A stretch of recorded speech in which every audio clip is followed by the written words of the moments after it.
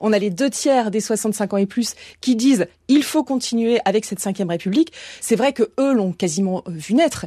Et puis ils ont des souvenirs sans doute beaucoup plus présents, même s'ils l'ont pas forcément vécu, de la 4e République qui a été tout à fait décrédibilisée. Voilà, Céline Braque, directrice générale de l'Institut Odoxa, et Mathilde Panot avec nous. Bonjour. Bonjour. Vous êtes députée France Insoumise du Val-de-Marne, passée à une 6e République. C'est ce que réclame depuis longtemps la France Insoumise. Ce sondage, il vous donne raison aujourd'hui ? Oui, je pense qu'il montre que l'avenir, c'est de tourner la page de cette 5e République, parce que cette 5e République, elle marque une hyper-présidentialisation du pouvoir, oui, de manière extrêmement forte, et du coup, elle crée différents problèmes. Le premier, c'est que la fameuse stabilité de la 5e République repose en fait sur l'irresponsabilité des gouvernants, et avec Emmanuel Macron, c'est très très clair lorsqu'il dit « venez me chercher », nous sommes d'accord pour venir le chercher, mais la Constitution ne le permet pas. L'impunité, c'est ça ? Oui, et un accaparement du pouvoir, du coup, par une oligarchie, au lieu d'avoir un pouvoir qui est pris par le peuple. La deuxième chose, c'est une grève des urnes extrêmement forte. Le Parlement, par exemple, a été élu avec moins de 50% de participation.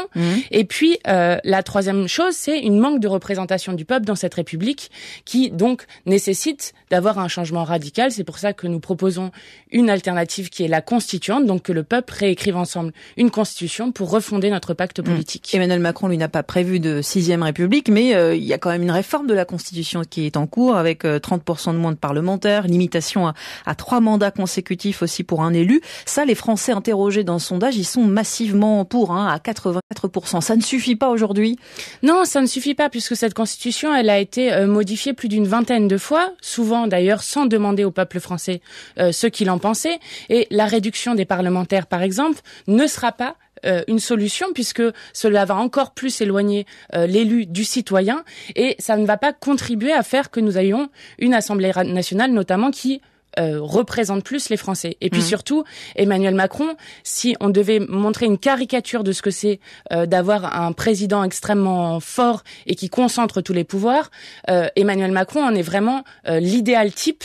Et quand on voit qu'il foule du pied à la fois c'est son gouvernement avec des ministres qui ne servent plus à rien à beaucoup de moments, notamment lorsqu'on voit la succession des plans pauvreté, des plans santé, et quand on voit aussi un Parlement qui est foulé aux pieds, alors à ce moment-là, on a un président qui a un pouvoir très fort, qui est élu pendant 5 ans, pendant lequel le peuple ne peut rien faire, ne peut pas... Donc avec le mandat d'Emmanuel Macron, on arrive aux limites absolues de cette 5e République, c'est ce que vous dites. Et c'est pour ça que nous proposons que nous changions cette Constitution, et notamment que nous mettions des systèmes vertueux. Par exemple, nous proposons le référendum révocatoire, qui fait que lorsqu'une personne est élue, elle fait des promesses, et c'est bien normal de dire ce qu'elle va faire pour représenter les gens.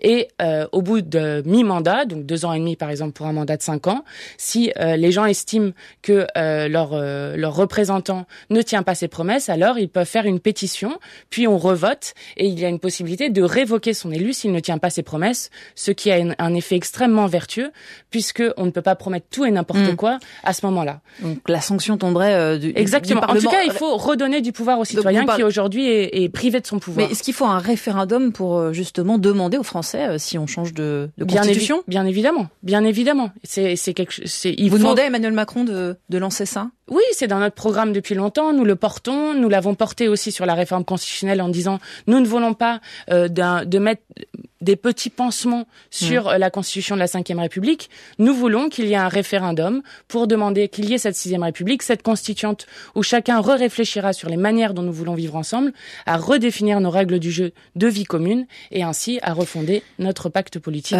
pour un avenir. Après Colombelle et 2 églises, Emmanuel Macron va prononcer un discours devant le Conseil constitutionnel. Qu'est-ce que vous attendez de ce discours aujourd'hui ? Je ne sais pas, je n'attends plus grand-chose malheureusement d'Emmanuel Macron, mais je pense que ça sera un discours pour vanter cette stabilité de cette 5e République, ce qui est quand même assez ironique au vu du contexte où on a quand même une valse des ministres extrêmement forts.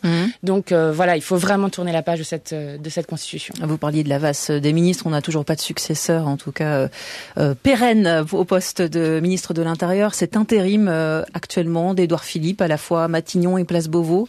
Vous en pensez quoi, Mathilde Panot? C'est un signe de ce qui se passe actuellement. On a perdu en un mois donc Nicolas Hulot puis Gérard Collomb, donc 2 ministres d'État qui partent et qui marquent là encore le fait que dans ce régime qui est en pleine crise depuis l'affaire Benalla et avec une impuissance très forte, montre que nous avons un président de la République qui est extrêmement autoritaire, qui n'écoute personne, ni les oppositions, ni la société civile, les associations, les professionnels, les universitaires. Et à un moment, oui, ça crée des crises de régime extrêmement fortes. Il faudrait quel profil, Place Beauvau, justement, pour tenter de calmer le jeu peut-être et de satisfaire l'opposition? Je ne sais pas qui ils vont choisir. En tout cas, nous ne sommes pas mécontents d'avoir un ministre qui a notamment autorisé l'enfermement des enfants pendant 90 jours dans des centres de rétention, donc de manière extrêmement inhumaine, qui a fait quand même une loi dont des articles ont été votés avec le Front National. Le voir partir, nous ne sommes pas mécontents au vu de sa politique, qui est aussi celle d'Emmanuel Macron. Merci beaucoup, Mathilde Panot, invitée du 5-7, députée France Insoumise du Val-de-Marne.